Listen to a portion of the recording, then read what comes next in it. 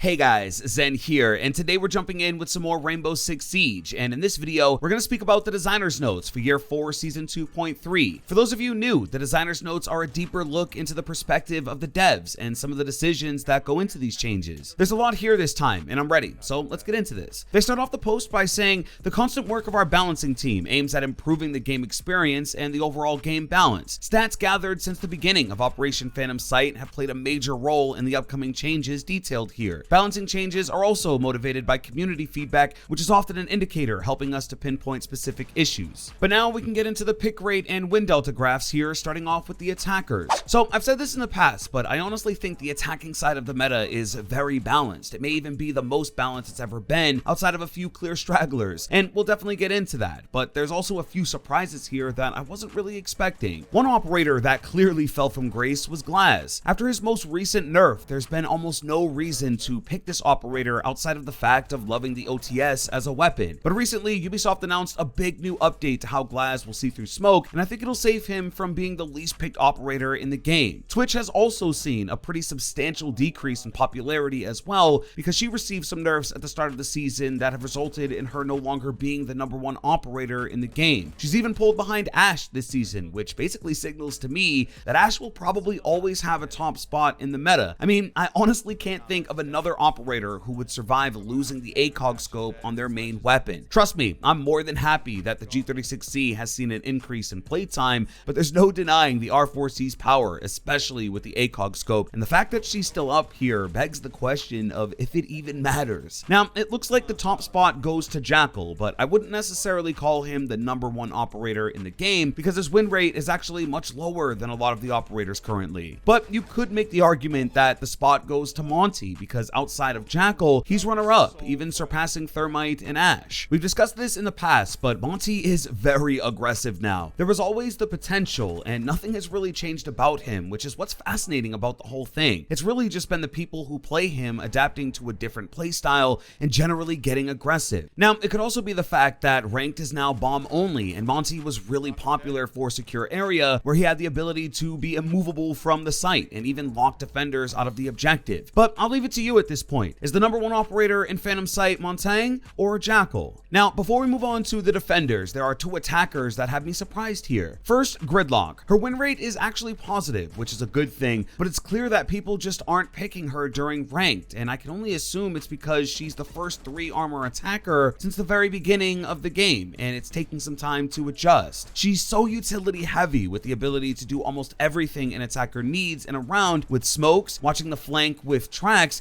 and even breach soft walls with her super shorty. And it's just criminal that the F90 sits this low in use. It's an absolute rock star weapon, and hopefully over time more people get their hands on it and also see how powerful Gridlock is with everything in her kit. My highest recommended operator on attack is Gridlock, so if you're not sure about her, pick her up and get to work. Now, the other operator is Capitao. After the rework, it seemed his pick rate went way up, and even now I feel like I'm constantly seeing him in ranked. And even though he has seen a bit of an increase, it isn't by much. I've always just felt that no matter what, Capitao is a secondary option. Yes, he's 3 speed, but people prefer Ashe or IQ. He can also counter the bandit trick, but there's always Thatcher or Maverick. I think as far as balance, Capitao is in a good place, and there really isn't anything I'd change about him, but again, I am surprised to see him here. But now we can move on to the defenders, and wow guys, look at Jaeger. He is by far the #1 defender in the game with an almost 100% pick rate,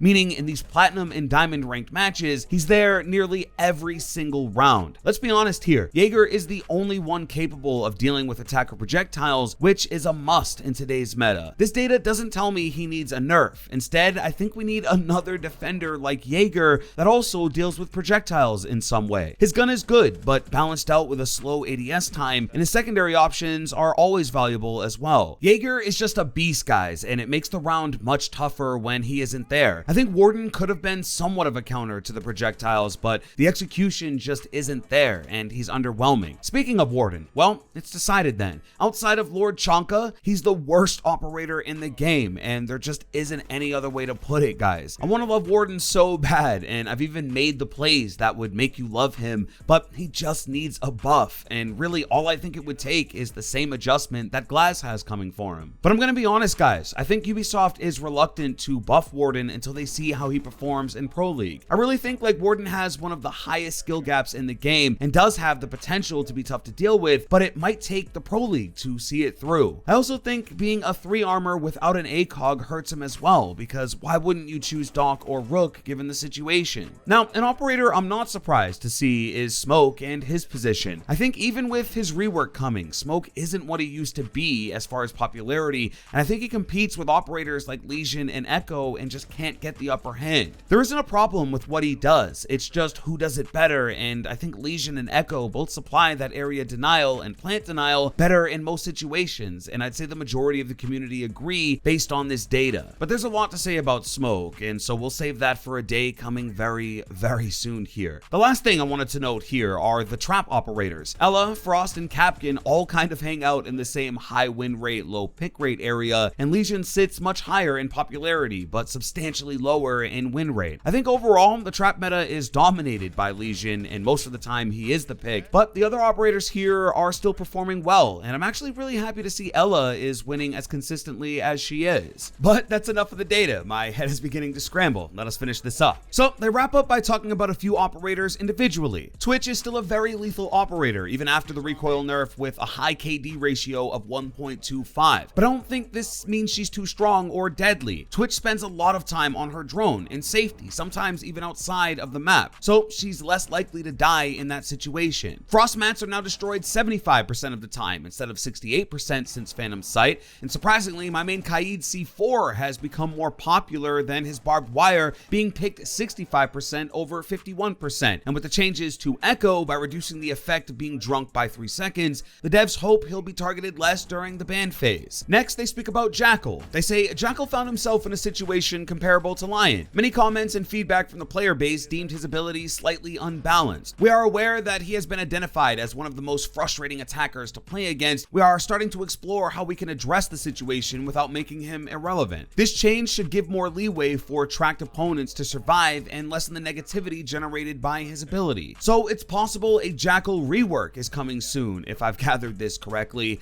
which is a little daunting to be honest. And finally, an excerpt on the shield change. The decision to change the shield melee attack from lethal to non-lethal was decided to avoid players rushing towards an operator hoping for a trade. We want to reinforce team play and synergy when using these operators. Overall, with everything we learned here, I think the biggest thing to take away is that Ubisoft and the devs are listening. Ultimately, most of what has changed or is on the horizon of being changed is from community feedback, which speaks volumes over where the game is headed. Glaz and Warden have me the most interested right now because they share a similar ability, but it seems Ubisoft is putting more value into an attacker being able to more easily see through smoke than a defender. Like I mentioned, I think Warden is unfortunately waiting for Pro League to see his final form, and until then, community feedback says he's very weak and is in need of a buff. Twitch could be seeing another nerf to her lethality because it seems they're taking notice to her higher KD and usefulness as a fragger. What really did it to Twitch, at least for me, was adding the light to the Twitch drone and increasing the sound it makes while it cruises around. It's a lot easier to spot and take out, which makes playing successfully as Twitch a much more difficult task. I think the F2 is one nerf away from being too weak, and so I hope it really doesn't come down to her weapons because it still feels great and a viable option even after the nerfs. And finally, something I didn't touch on was the increase in Clash play. Now, it could always be that people missed playing her while she was away and have jumped onto the train a little late, but she's no longer pressed to the bottom of the graph indefinitely, which is positive for the operator. Honestly, even with all of the exploits and issues that haven't made this season so pleasant, the meta has felt really balanced, and I can't really think of an operator who's clearly overpowered like Lion of Year 3 or Ella of Year 2. One thing that stuck out to me this season are operators who really haven't been changed by the devs, but are really taking off as far as popularity. Monty, in particular, wasn't ever this popular, and again, wasn't nearly as aggressive,